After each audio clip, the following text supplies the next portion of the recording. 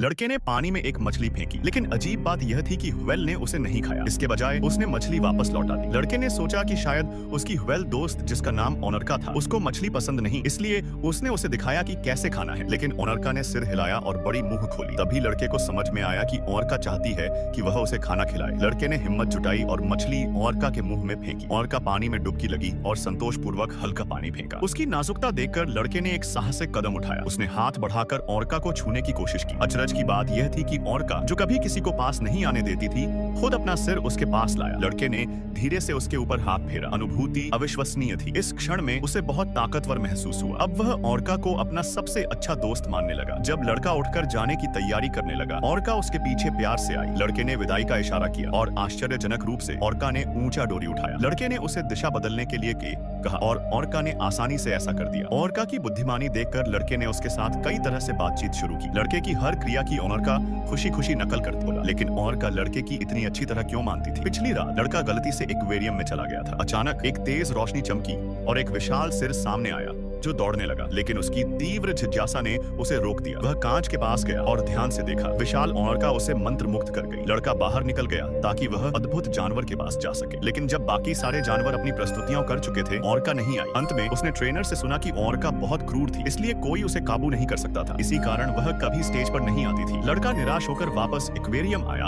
और हारमोनिका बजाने लगा। अचंभा यह था कि ओनरका संगीत की आवाज सुनकर उसके पास तैरती आई, खुश होकर खुशियों की आवाज निकालती। लड़का भावुक हो गया और पूल के किनारे दौड़ पड़ा। ओनरका ने यह देखकर खुशी से कूद लगाई। रात में लड़का फिर से भागकर पूल के किनारे हारमोनिका बजाने गया। ओनरका ने संगीत सुनकर पानी से बाहर कूद लगाई, उत्साहित हो गई, लेकिन तेज आवाज ने कर्मचारी का ध्यान खींचा। लड़का डर गया और दौड़ने लगा, लेकिन आश्चर्यजनक रूप से वह फिसल गया और गहरे पूल में गिर पड़ा।